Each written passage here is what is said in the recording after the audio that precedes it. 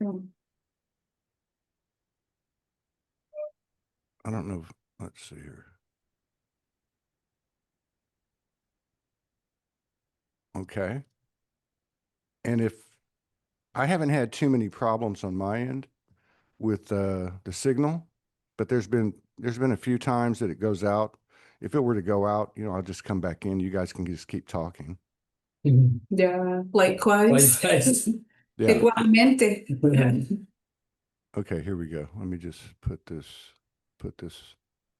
on your page.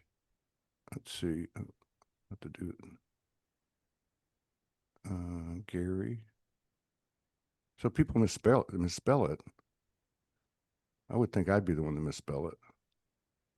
Yeah, you're one of the few that spelled it correctly. Ah, there we go. Diane Lang, there we go. Okay, boom, boom. Both of you are tagged. Thank you. Let me just make sure it caught on to YouTube because I don't see that it did. All right. Yeah, there it is. Okay. All right, let's get started. Yeah. I took a day off yesterday. Well, I didn't. I mean, I worked. I just didn't do any shows. So this is technically the first show of the week, and we have, I believe, I think 14 shows this week. Wow. Something like that. 1, 2, 3, 4, 5, 6, 7, 8, 9, 10, 11, 12, 13. So we have 13 shows this week. This is the first one. I'm excited about this one. We've got some new friends in the house, Gary and Diane Lang. They're doing some great work. Indigo Blue Star, I think is what it's called. I went to their website. Looks pretty fascinating. They're also on the Fluffy Love and Light Union Road. I say that. I say that because she sent me an email or a message. I think it was an email, and explained, like this is who we are. We saw you were looking for people to come on, and this is kind of our story, and something about the last 8 years, and I was like, oh my, I can feel that. I could feel the blood and the sweat and the tears and the love and the confusion and the commitment and the devotion. So hats off to you on that. And I'm happy to have y'all both here. Thank you for coming in and sharing space with us and honoring us with your presence. Thank you for having us. It's an honour to be here. Like I said, I've been following you for a while, so it's an honour to be here and to share space with you. Thank you. Thank you. Yeah.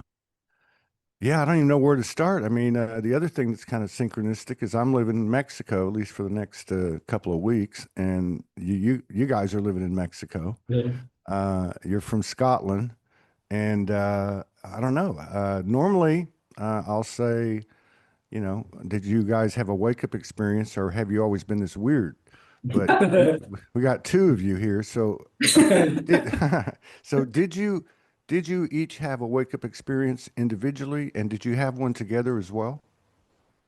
Yeah, I certainly had a wake-up experience in 2018 was my awakening. Prior to that, I would say I was very disconnected from my spiritual gifts, my higher self.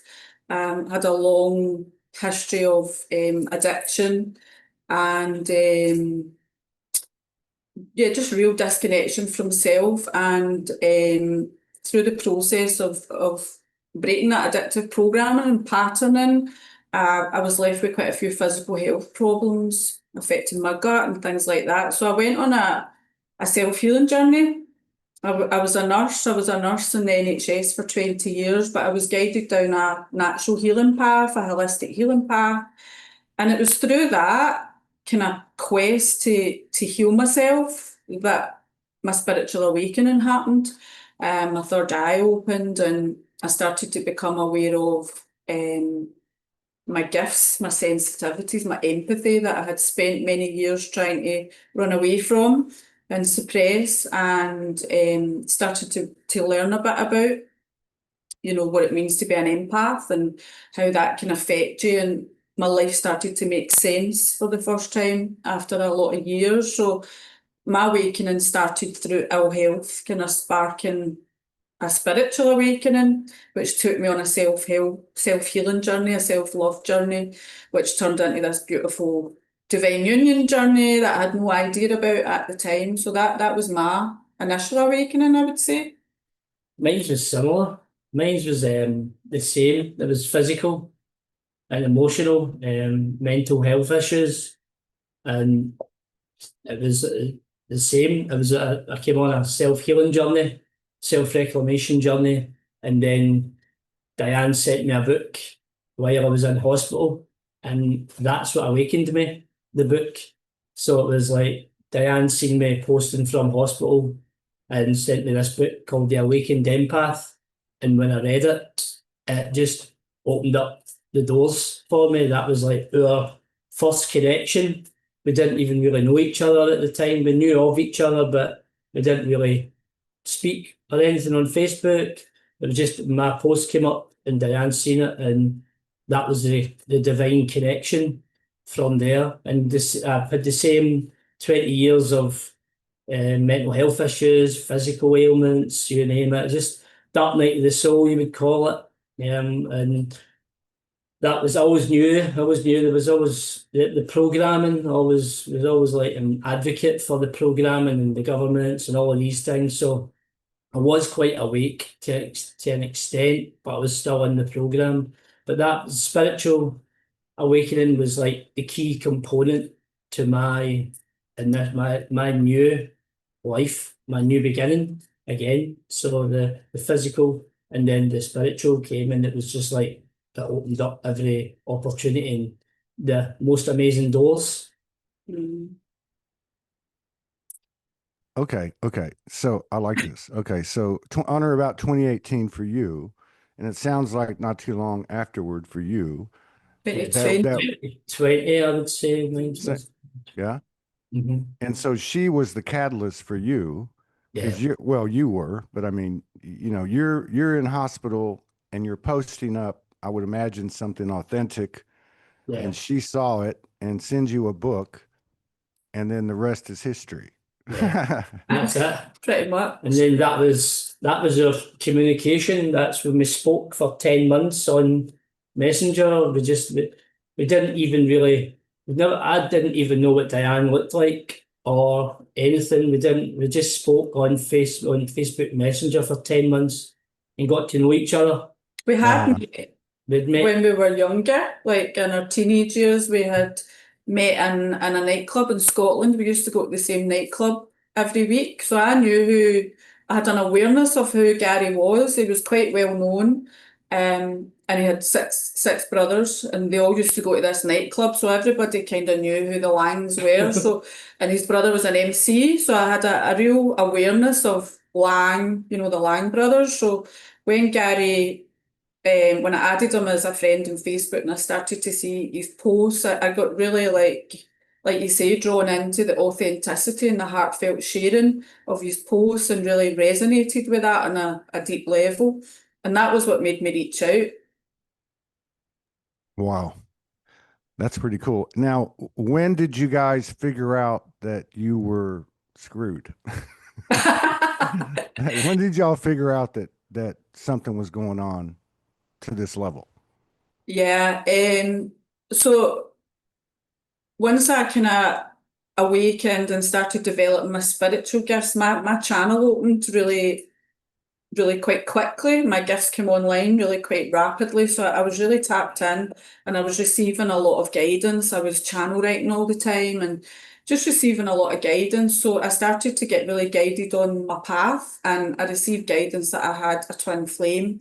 And I didn't know at that time really what a twin flame was, but I just knew that I had one. That was the information that came through. And I knew that my twin flame was an indigo type 3 as well, because that came through, that information. So when I met Gary and I reached out, I had no idea that he was my counterpart. I had no idea that we had this journey together, we had this history together, but I just did what I was guided to do, heart and soul. But we just communicated for 10 months online, and I think looking back, that was where we were activating each other's remembrance, and we were falling in love effectively. When you look back at those messages, you know, we told each other we loved each other before we met in the physical. But it was about 4 weeks after we actually met in the physical realm, which was June 2021, that I realised this twin flame that's going to come into my life that I think is somebody else is actually Gary. It seemed too easy because he lived in the same city as me, been half an hour away from me all my life. I kind of knew him when I was younger. It didn't fit the stereotypical image of what I maybe thought the twin flame would look like or the journey would look like. So yeah, I realised that in about 4 weeks after meeting, I just knew this connection's like nothing I've ever experienced before. Yeah. Mm. It's like that old commercial here in the US, Lay's potato chips. You know, you can't stop eating them. Like you don't have a choice, right? But definitely. Well, No, that's you know, I mean, yeah, and it's such a convoluted subject. But I really feel that, you know, this is after all the unveiling, the great unveiling, that the truth will arise. And I believe that one of those truths are these couples, because I've always felt how can you have oneness or unity consciousness with 3 or 4 or 10 or 100 or 1,000 people if you can't have it with one other person first? I mean, it's too big of a proposition. As these couples know, you go through heavens and hells and unexplainable situations, and sometimes the human gets a little bit freaked out because the human's got a whole different set of beliefs and that type of thing. Do you feel that something has radically changed here in this summer, or even this month of September? I know, looking at some of the work that y'all do, I figured it'd be a good question to ask you, because I haven't had a couple on here during this time, but some of the anecdotes and retellings that people have of these recent weeks has been very compelling and intriguing and moving. definitely. September has been it's been a month, I don't know, of retreat. I would say it's been a month of where a lot of energy has been getting transmuted, and we've been moving. There's a lot. I've seen a lot of people in the spiritual community taking a step back in the month of September, and I think it's, for me, I feel as if it's just everything. It's an illumination month. It was to illuminate all of the stuff that's been happening in the world, and a lot more people. It's to allow people to actually see it for themselves, rather than us going out there and saying things all the time and posting about it. It's basically like, okay, you need to see this for yourself. And September is a big month for a lot of things that happen every year. If you look back in history, you'll see that September is a big month for 9/11s and all of these things. There's always a energy harness because of the portals and things like that, and the ninth. And it's a very, very potent year with the 9 number and stuff like that as well. So, and September is the 9th. So for me, it's been a lot about people have had to take a step back and just and retreat and allow things to play out. And a lot more people are starting to see through it, starting to see through the veil. I feel as if we've left the energy in September, took a step back and allowed people to feed off that beautiful energy and allowed them to illuminate everything that's been happening. Yeah. Certainly for me, I think September, not just September, but 2025, I feel like for me, for the feminine, it's been a really deep year of reclamation and retrieval of a lot of our divine feminine aspects that have been, we've had to go to the depths to retrieve into darker timelines, darker experiences, to actually retrieve them. And I see that through other women, other sisters as well. But 2025 has been such a transformative year. different from any other year on the spiritual journey that I've been on. We've said this just Definitely. recently, it's been completely different from any other year. We've never experienced the depths of reclamation, I feel, that we're moving through this year Yeah, to that extent. we actually did say this at the start of 2025, of like, we kind of said that this is the way things will happen in this year, and then the last few months of the year are going to be very intense, but they're also going to be very beautiful as well, where it has to get to this stage for people to actually see beyond the veil. Yeah. And there's a lot more people like totally awakening every day, which is beautiful to watch, beautiful to be part of. Yeah.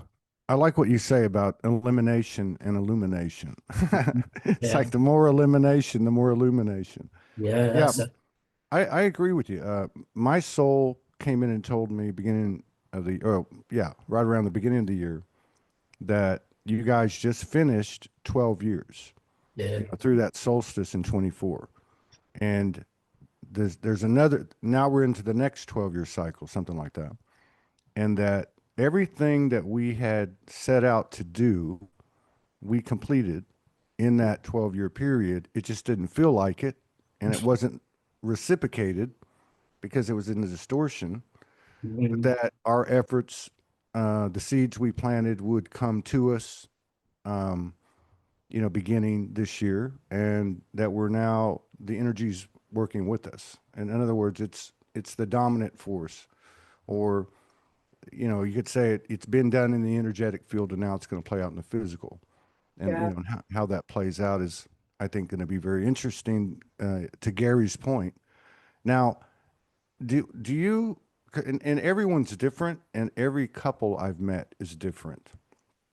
Do you commune together? Do you do sessions together? Is that a normal practice, or do you both do it together sometimes, and then other times you do it alone? How do you have a practice? Because I know, just so everybody knows, they're from Scotland, and they're now living in Ixtapa, Mexico, doing their work, which is fascinating because I can just imagine you walking through the street speaking Scottish. Yeah. But yeah, do you have a spiritual practice together? Because I know a lot of people are interested in that type of thing that aren't in a relationship like this. Yeah, so when we came into union in 2021, I would say that we went into mission quite quickly, and we started offering sessions together really quite quickly where we're helping people activate their gifts and their remembrance, and really helping people with multidimensional embodiment, I would say. And we had a lot of knowledge and wisdom of the Indigo Type 3 contract, because Gary had that contract, and we had a lot of knowledge and wisdom of, breaking the ancestral curse, the ancestral patterning, because it was our own path that we'd both moved through. So we were really like, at that time when we came into union and we created Indigo Blue Star together, our focus was on, I suppose, activating people and helping them activate their gifts or remembrance, and assisting people who were maybe on these Indigo Type 3 contracts who were really struggling, and helping to bring through the codes that they needed to complete those contracts. So we were doing that for quite a few years, and what we realised was, like, we didn't want to work apart. We got to this point where we realised we didn't want to separate, we didn't want to work apart, we felt more comfortable working together. And since we came to Mexico in October last year, we've been working on our own Divine Union template more deeply, and we were shown that we were kind of trauma bonded through different lifetimes, and the falls in consciousness, and things that we'd experienced together, rituals we'd taken part in, things like that had created this quantum entanglement and trauma bonding, where when we came into union, we didn't want to separate again. There was a fear of separating, of not working together. And we love working together, and we hold a very powerful transformative kind of container. But this year, probably more than a year ago, I got the call to step into divine feminine leadership.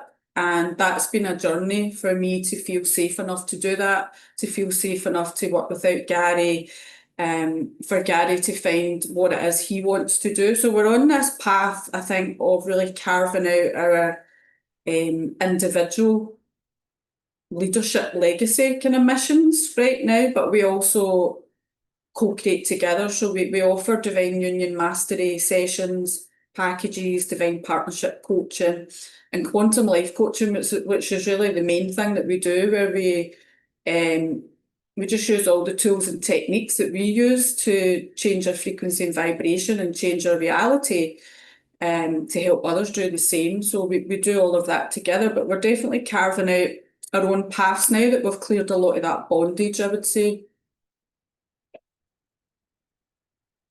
Oh, Well, you're on mute. you're on mute. Thank you. That's very interesting, especially considering the time that it's occurring, which is in this year. 'Cause Yeah. that's where my questions were going were, well, I wonder what their experience was from the human level in 2025, because that seems to be, you know, a big part of it. The veil thing. It's like the universe gave us a big giant mirror and stuck it in our face, you know? And so we're seeing things in ourselves, which is helping us to clear it. And I know it's not all linear, but it's interesting too what you have to say about the recognized trauma entanglements from past lives, and the knowing that you've had many connections over the years and not wanting to separate again, because that seems to be a really big theme with these couples, is periods of separation, which don't have to mean physically. I mean, I've talked to some people on this show that, you know, for instance, the guy said, I've got to go, you know, I'm going to go travel the world for 6 months or a year and find myself. And you know, or other times when we've got to separate from each other. So there's a lot of that, and I wonder sometimes if it's the energy is so powerful that the coding is exchanged, and you kind of got to go integrate it, you know, in that isolation, even if it's for a day or a month or whatever the case is. But it sounds like that you are receiving the information together. I know that the feminine's typically the one that receives, Yeah. but if you're in communion a lot and session a lot daily, I would imagine that it's coming from both now. Oh yeah, Yeah, definitely. definitely. Definitely, yeah. And I think for us, we were in separation for over 30 years, if you look at it, because we initially met as teenagers, and that was our initial activation, and then we went on our individual path. So we were in separation for well over 30 years, and we didn't come into union until I'm trying to think what age I was, probably like 44, 45, and Gary was 47. yeah. 47, I would have been. So we had both lived a life where, you know, we'd had No, children, we'd had 50. did I know I was 50. thinking he's trying to make you sound younger. I was 50. It was actually my 50th birthday that Diane sent me the book when I was in hospital.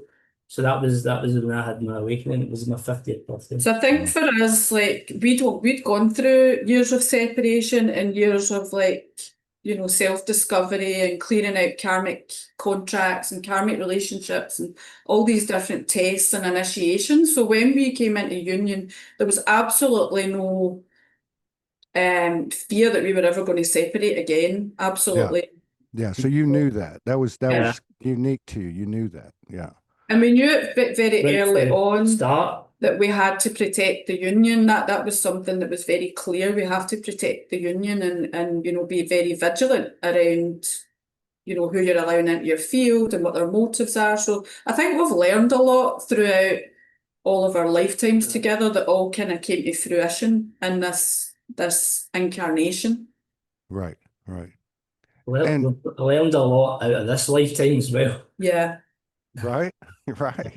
Read That it, goes, read it. yeah, that goes without saying. Mhm. And do you, just out of curiosity, did you have like specific like galactic memories or past life memories or certain situations where you were separated or, you know, anything like that? Did you have things like that come up? Or when we, oh yeah, Oh yeah. yeah, we've had so many remembrances of past lives, and I think when we first came into union, and I think it was intimacy was a big activator for remembrance, and you know, Gary would start to get like, I was getting all these codes, and I was getting like it was like a television reel that was going super fast, but it was going through all these different timelines when I closed my eyes.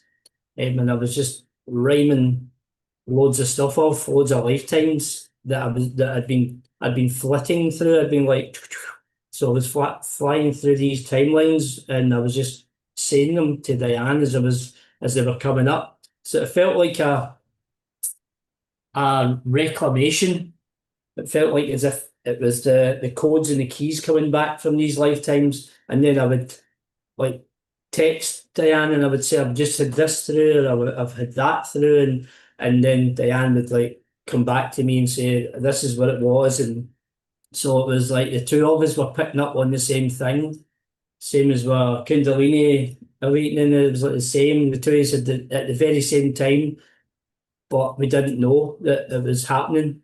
It was like everything was just sinking. It was just like everything was coming into sync very, very quickly. And it was just like you're on mission and there you go. There's everything you need, and everything else was starting to release from this lifetime was starting to leave, and the kind of old reclamation of the soul was coming back in.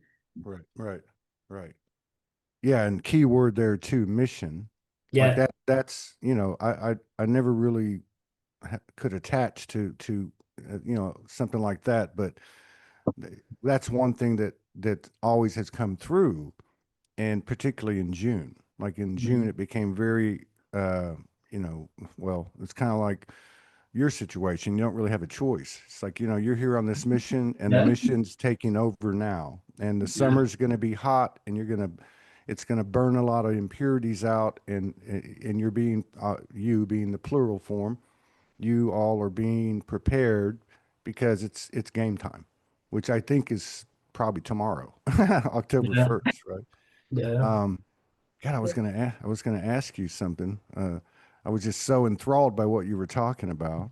Oh, well, so in other words, that narrative or that statement that when in the present, I guess, you know, this is 5D now, this is multidimensional now, so it means more than what it used to. But so in the present, especially where two or more gather, and you alter your perception via memories or a change in or a more openness or whatever, that you're essentially unentangling the past or changing the past. yeah, I think Both. this year for sure, like that was our intention, because when we were in Scotland, we were very focused on the mission. We were focused on building Indigo Blue Star and awakening and activating who we were contracted to work with. And when we came to Mexico, we had this, you know, opportunity to just be together, just both of us for the first time. And we set our intention to work in our divine union template, and what that showed us is like not only the trauma bonds and the quantum entanglement and the darker things that you could have been involved in together as well, but it's also shown us the soul retrieval that's required to purify that template. So like throughout past lives, falls of consciousness, etc., that there's a lot of pain around separation of your union and the destruction of that union, and you know, betrayal wounds, sisterhood wounds, brotherhood wounds, all of these different aspects that kind of affect your divine union template. So we've been on a mission really this year to purify that template as much as possible, to hold a higher divine union frequency, so that we can really anchor into Mexico what it is we want to anchor in here and attract the right soul group to work with as well. So yeah, it's been a journey of, I suppose, like untangling and unweaving and separating in a sense and coming into our own individual pillars of light. Whereas before that, I think we really resonated with that term of twin souls and being half a soul, and that doesn't really resonate now that we've kind of went through that journey and reclaimed all of our soul parts. And it's an ongoing journey. We're working on it every day, aren't we? So it's like a reclamation of the divine feminine, the divine masculine, and that sacred union that's not I suppose, a distortion. Does that make sense? Yeah, it does. It makes sense in the sense that, okay, I guess so, whether we're talking about individuals or couples, but you know, in the terms of the couple, it's almost like, yes, all those memories, all those remembrances, all the entanglements, the retrievals and everything is great. And you bring it all with you, but the real thing is made now. Like it almost doesn't matter what you were before No. because you're in this present state with all this information and coding. And this is what's so fascinating to me is the power of the now. That you know, like I think in the Christian Bible they say born again or turn the page if you want to use Bob Seger.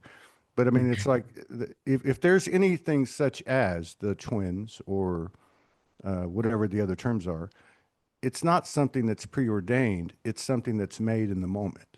And the human being has to be as present as any other aspect. And that's to me what I saw in the message that you guys sent me. The truth of, you know, yeah, the human part of you. You know, Yeah, could and just I think tell. that's very much our role, because we are very kind of raw and down to earth and very grounded in a lot of ways. That, you know, the spiritual journey came late in life to me. So I think we teach or we talk about spirituality in a way that's very relatable to people, that, you know, it is a human experience, and our human experience has led us to this magical point of reuniting and having this beautiful new life together. And that human experience was very challenging at times, but that's really Molded us molded us, yeah. to become the beings that we are today. And through all of those darker times and those darker experiences, like they've just been the most beautiful lessons I've ever experienced. Although I spent a good 20 years going through dark times and going through all the things that people would go through in life, and never thinking that there was a way out, but always knew there was something. I was here for something. I always knew, even through the darker times, that there was something waiting on me. And I'd been through the relationship breakdowns, all of these things, but I always knew there was something, and that something was Diane, and it was the mission and the spiritual awakening. And that was the only thing that was, it was the key for me coming out of everything and being able to assist people to understand why they went through what they went through and how we get out of it together. And it's like, without all of that darkness, I would never have been able to find the light. And that's the most beautiful experience that I can say that I've been on in this journey. And like the twin flame journey, I didn't even know what twin flames were. I didn't even know what meditation. I wasn't really like meditation or spirituality or anything. I was totally shut off from all of that. I would have thought it was woo-woo, all of these things. I came from a kind of tough upbringing with 6 big brothers, and all of these things just didn't resonate with me. I always knew there was something more, but to be here today and being on this journey is like the most beautiful reclamation of my soul that I could ever have imagined. and ever wished for in this life. And it's like when I see people speaking about the twin flame journey, and I see a lot of people like they really, really want it, and it's like they get kind of obsessed with it. I'm so blessed that we're so blessed that I didn't even know what a twin flame was. So for me, and when it happened, it was like, okay. And then when I got the information through, it was like, wow, this is the other half of me. I always knew there was the other half of me out there. I used to post about it on my Facebook years and years ago. I used to say there's somebody there for me, and I always knew, I always had this feeling. And that's the most beautiful thing about this journey, is that the unknowing and the not knowing to now knowing was the biggest reclamation that I could see on this journey. Wow. Wow. That was a hell of a testimony right there. So in your experience with each other, unraveling and reweaving,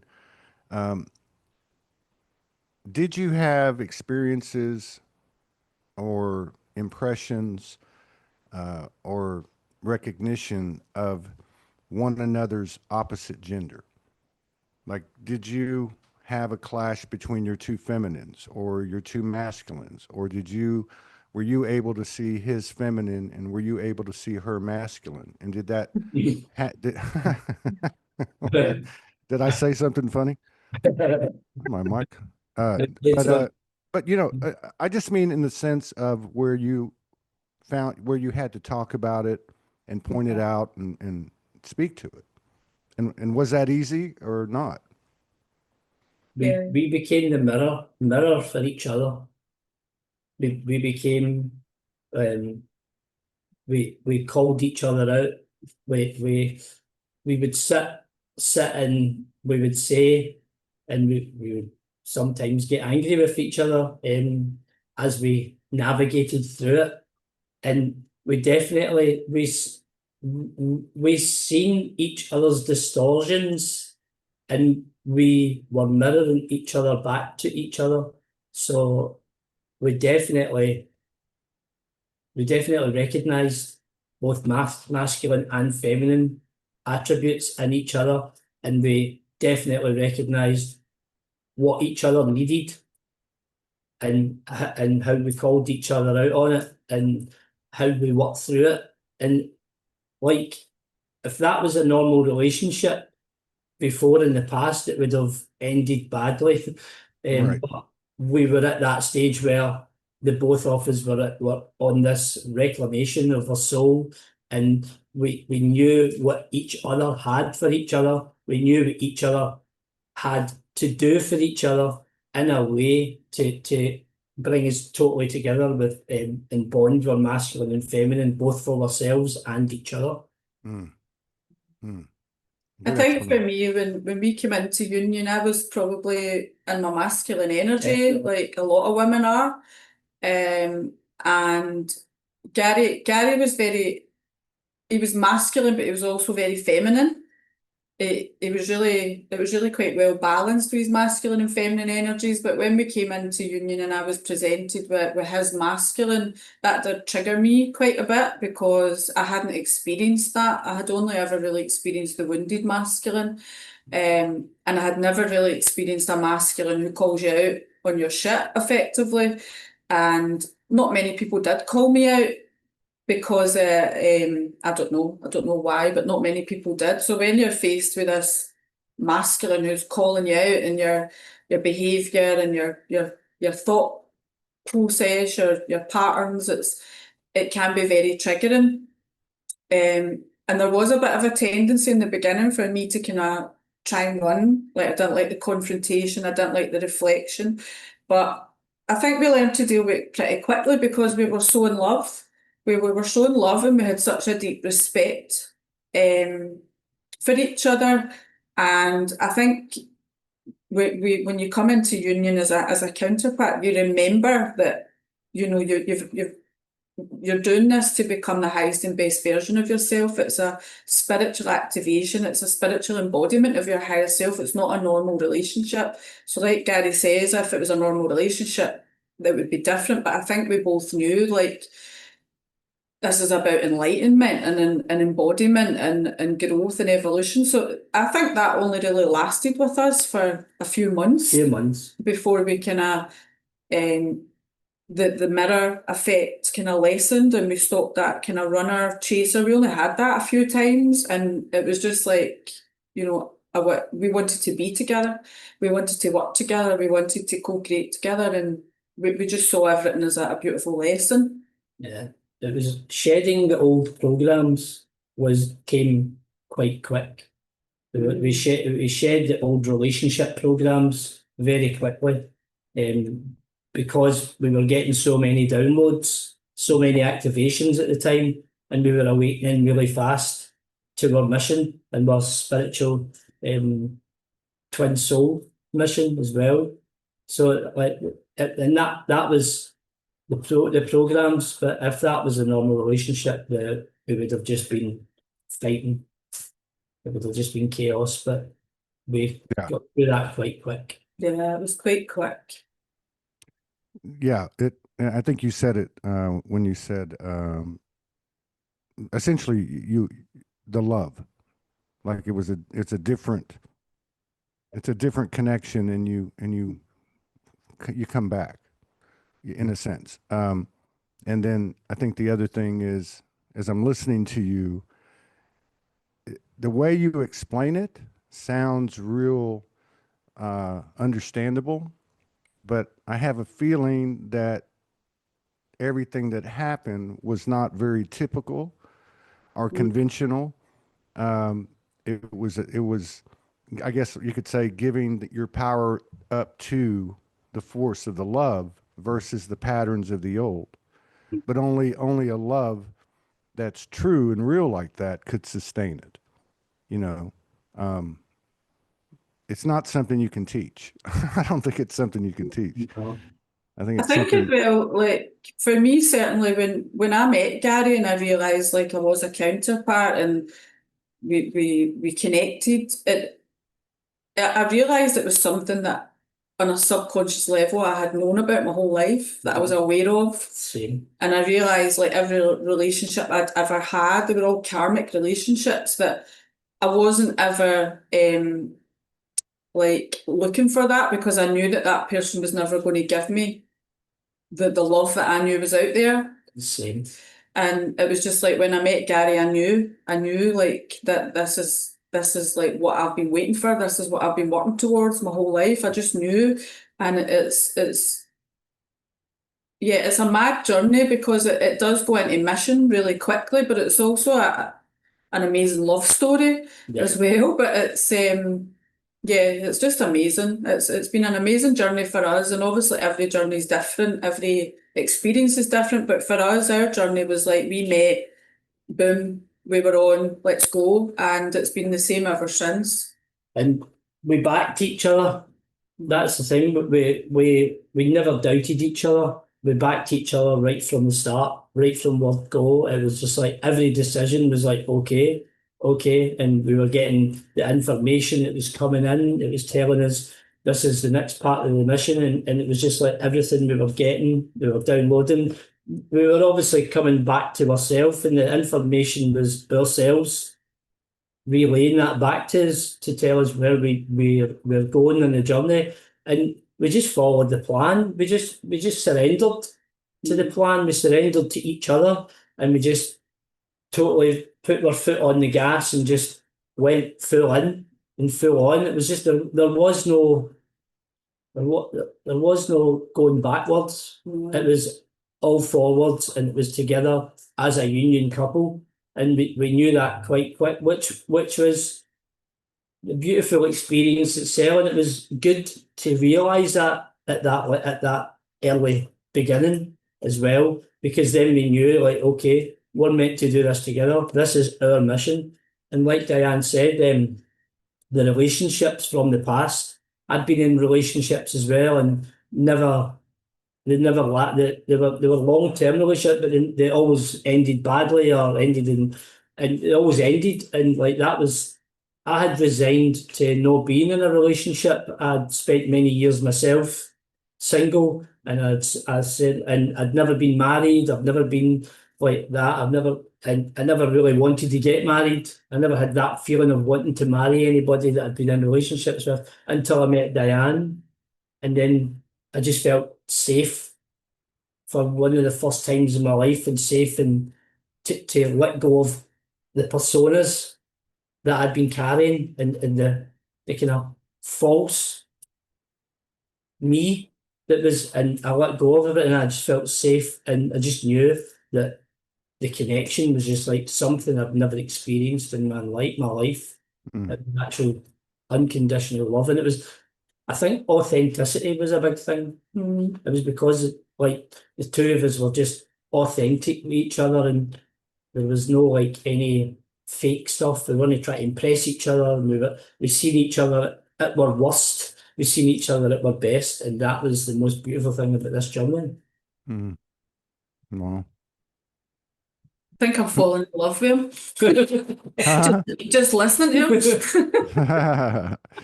And so, and so it's brought you to well, leaving your home country. Mhm. I'm sure this was guided. Going to Mexico, which I'm sure is related to your past Yeah. lives. And so you mentioned about raising your union frequency to the clearest and highest you can, and with the objective being to attract your soul family. Do you feel like that we've entered, like my soul said, like you're on the other side now in 2025? And do you feel like that we're in a space now where these things will start to materialize, uh, even though that makes no sense in the old world? Two people are going to move to Mexico, and they're going to raise their union. And by virtue of that, they're going to attract those like frequencies. And I guess the other thing is that was kind of a long question, but I'm getting chills. But and why did you choose Mexico? Yeah, so Mexico, it was part of our journey. So when Gary and I came into union, Gary was dealing with a lot of physical health problems. He'd had sepsis, he'd almost died. And I had health problems as well. So he'd started following a holistic doctor on Facebook during the pandemic, during COVID and stuff, called Dr. Wolf, Dr. Darryl Wolf, the Doc of Detox. So he'd been following him and getting some of these nutraceuticals to help him with his health that were starting to raise his frequency, and he was starting to feel that they were working and things. And when we came into union, I had no idea who he was, but Gary said to me, I'm going to go to Mexico and do this guy's course, because he does a whole life coach course and a Wolf non-surgical body practitioner course. So I just laughed, because I thought, where we were at that point in our lives, I thought there's absolutely no way that's happening. So I was like, yeah, okay, whatever. And, we did. That's what happened. Not only did he do the course, we both came in 2022 with my younger son, and we did the course. We were here for a month, weren't we? Mm-hmm. We did the whole life coach course, which is an intensive 9-day course. It's all about emotional Physical mastery, nutrition, physical health, and then we did the bodywork practitioner course. And that was the first time either of us had been here. And that was a big catalyst for shifting our consciousness, shifting our frequency, and releasing a lot of these programs that we were, me especially, it was a big catalyst for me, releasing a lot of programming that I'd held, a lot of the addictive programming, limiting programming. Gary, I feel, has always been a bit more immune to the programming than me. I feel like I was more heavily programmed. And I had more kind of limiting beliefs and things like that. I think him being an indigo, he always thought outside the box. He was a bit more free of some of the programs that I had I was holding and some of the patterning. So the Doc of Detox was, and that experience for me was like, yeah, it calls it cracking your coconut. And that's effectively what he did to me. He cracked my coconut well and truly open. And I had a real realisation, because at that point, I think I thought I was really quite healed, because I'd beaten addiction and, you know, I thought I was healed. And when I went into that space, I soon realised the amount of mind control that I still had, the amount of programs, belief systems, and you know, how much I didn't love myself because I wasn't like nourishing myself the way I should have been. So it was a big catalyst for us, wasn't it? And we're so grateful to the Doc of Detox for that opportunity, because it was life-changing. And we went back to Scotland, implemented a lot of those protocols into our daily life. We started working on our physical health, emotional health, and Gary started doing the body work in Scotland and working with clients and things, didn't you? Yeah. And but we always knew we were going to go back. We just knew, we just thought we were going to go back there. And we basically outgrew Scotland, I would say. We were trying to implement our work in Scotland, and it's difficult because, you know, a lot of people in Scotland, you know, they don't resonate with maybe the divine union pathway or even the physical health pathway. There's a lot of poverty, there's a lot of disease, there's a lot of addiction and things. So it was difficult trying to bring these concepts into Scotland at that time. And we quickly realised it wasn't our mission to anchor that into Scotland. We quickly realised we were meant to come back here. So we started getting to work on working in the quantum field to clear any blockages and obstacles to prepare to come back. It took us 2 years to actually get here. But we got here. We sold our house, we sold everything we owned, we left everybody behind, even our dog. And we just came here guided. We didn't even really know what we were coming to do. We just knew this is where we're meant to be.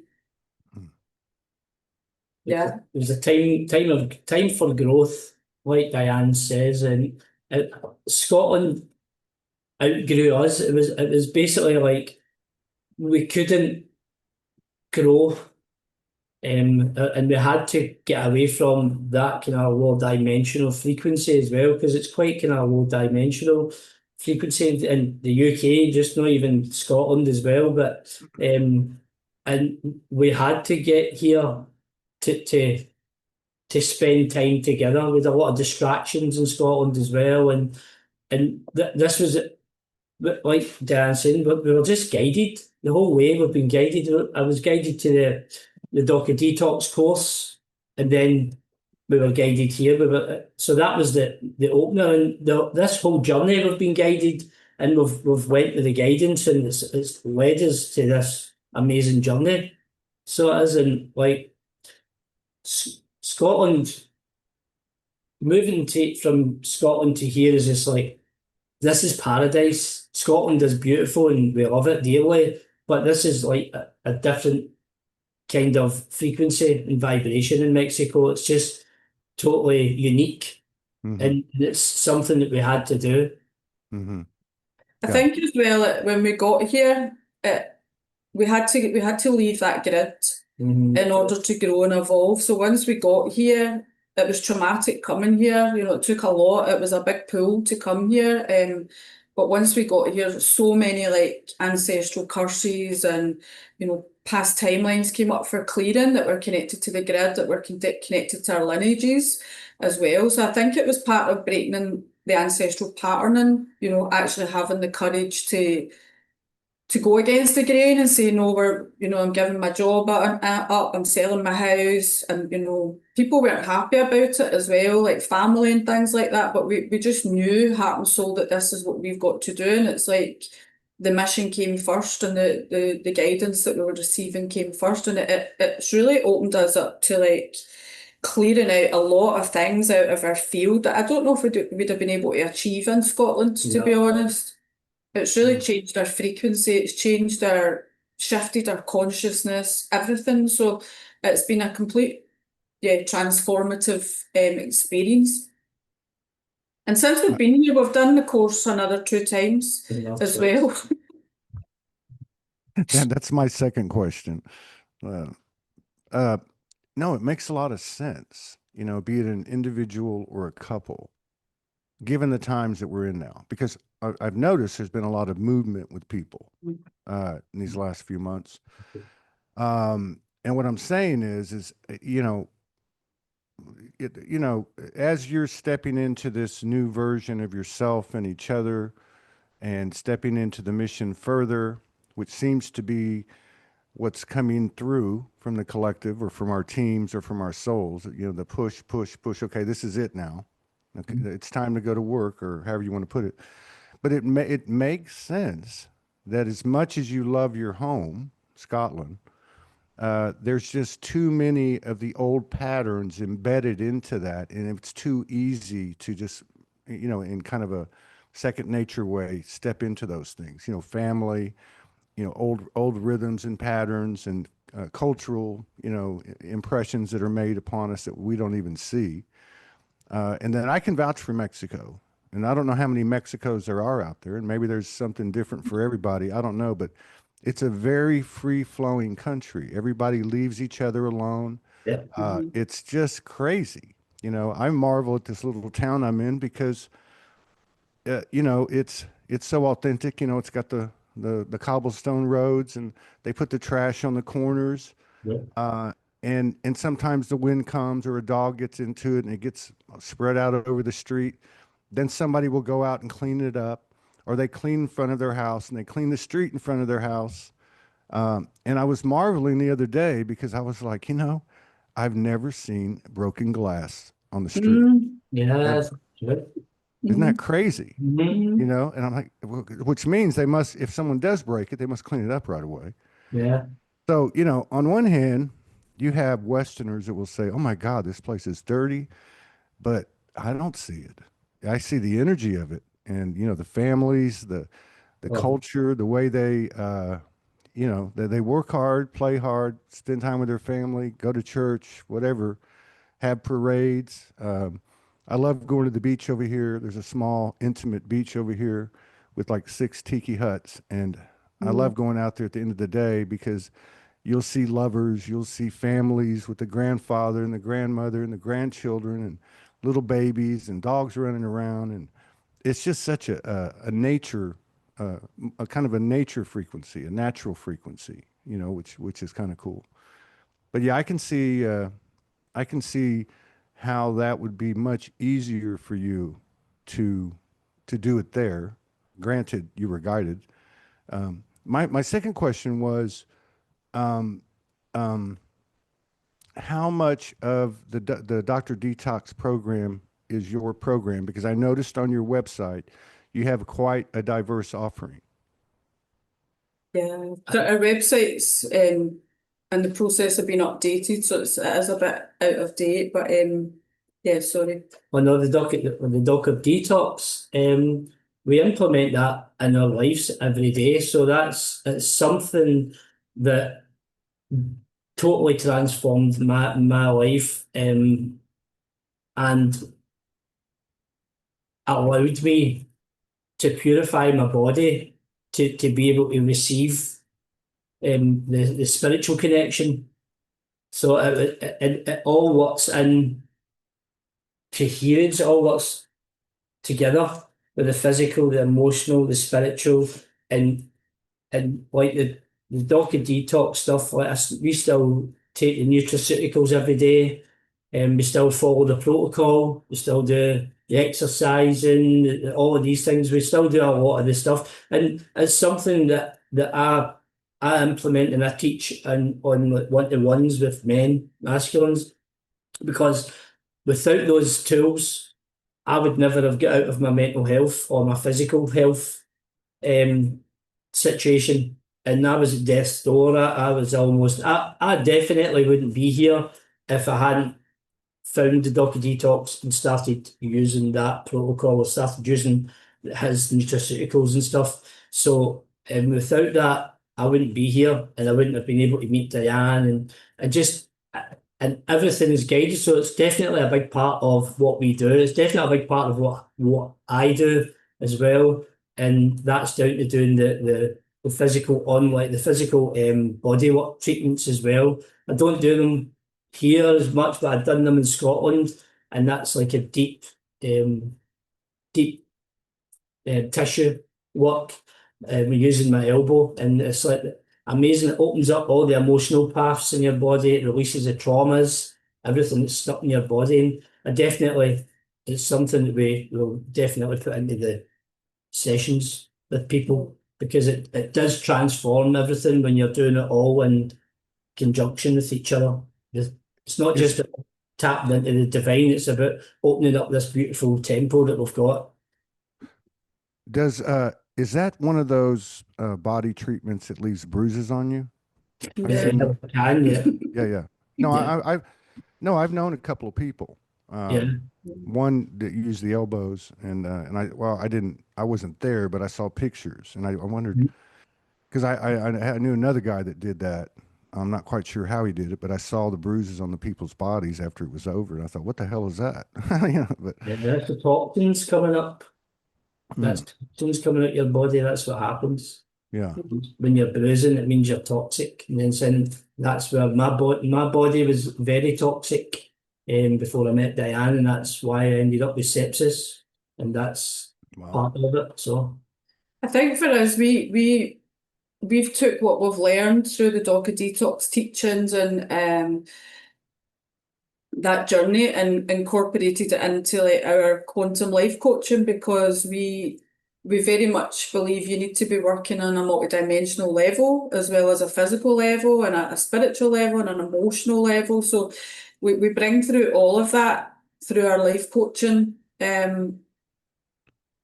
and adding in the quantum aspect, looking at people's past lives and doing soul retrieval and things like that. I feel like that's what we really did with that, what we learned there. It helped us to heal on a massive level. And since being here in Mexico, we've been using like the cardio med beds that the Docu Detox has got here. We've been using some of the other energy medicine, Sonic as well, because I have a lot of damage to my body through the years of addiction. I've got adhesions, I've got blockages in the gut and things like that. So coming here, when we came here, we felt we were coming here to anchor in our divine union frequency and to create a beautiful healing space. That was what we felt we were coming to do. And what's happened is it's been flipped on its head, and we've went on the deepest healing journey that we've been on in the last 7 years or whatever, where we've not just purified ourselves on an emotional, spiritual level. It's been very much a physical reclamation as well, through using the cardio med beds and, connecting with the Docu Detox again, doing the course again. And, he's a very, very inspiring man and a powerful mentor as well. So we're very grateful to have had that opportunity to receive his medicine as well. Wow. Okay. And so now you've been there almost a year, right? yeah. I guess a year. Okay. And so, all right. So first of all, it's indigobluestar.com. Is it right? Is it .com? That's the website, yeah, but it has been updated. I'm in the process of doing all that right now. It's just been a bit challenging with all the shadow work.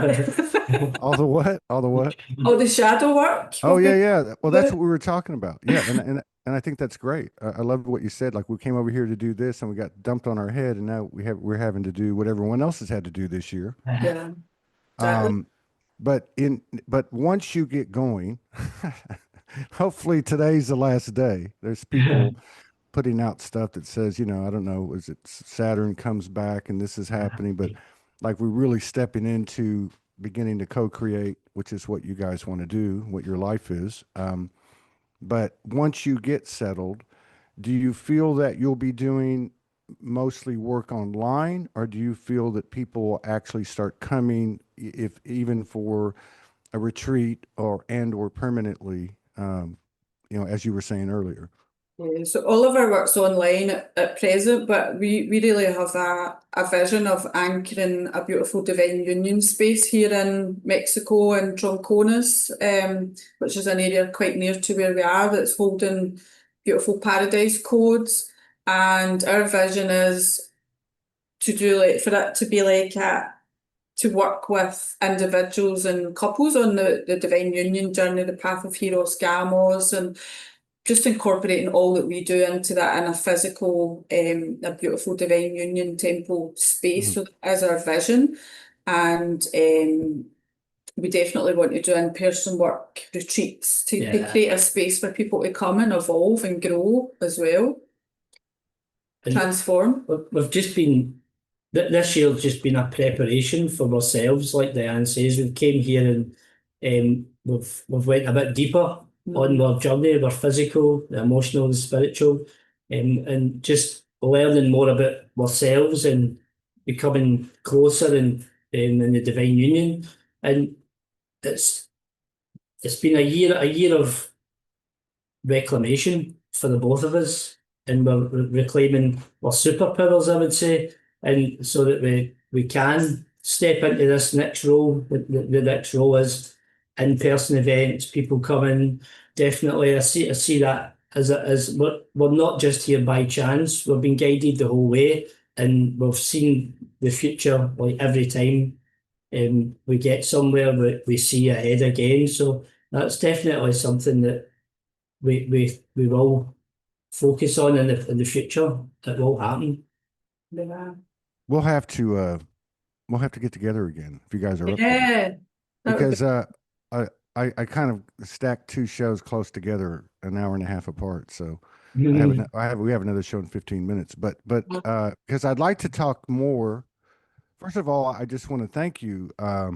It's been a very moving episode, because there's a lot of code I'm picking up from y'all, and I'm sure others are too. And also to thank you for being open, and also being open about what this year has been. And I really feel like on this last day of September that what I've been hearing most of the year, certainly the summer, is that we're being prepared one final time, and it's now time to play big, I guess you would say. Or we're used to saying don't be small or don't play small, but I mean to really step into our strength and our light and our power and our transparency, which is another big thing that I'm grateful for both of you for being so transparent. But yeah, I'd love to get together with you again and talk about Herios Gamos, and talk about the sessions that you do, and how the aspects and voices of the universal come through, and what that evolution has been like. Because for years on this show, I always dig into the person I'm with, because I know that in their story there's certain things other people can gain from, because they're going through it now. Yeah. And so I feel like with the evolution of the masculine part of us, very recently has seemed to go through the roof. And, I just feel like that there's something to this story that you told, or that you've experienced in the last year. So, thank you very much for coming in and sharing space and being so open with us and honoring us with your presence and your story. And I look forward to seeing you again. Thank you so much, Tom. Thank you for having us. Thank you. It's been a pleasure. Yes, it has. Very much so. Thank you so much. And everyone, if you're interested, we'll be back in 15 minutes with Gareth Jenkins and Katie Kiss. They come on every week at this time. They have an extraordinary coding as well. And I will see you guys soon. I'll reach out soon and we'll set another date. Thank you. Thank you. Much love. You too. Bye-bye.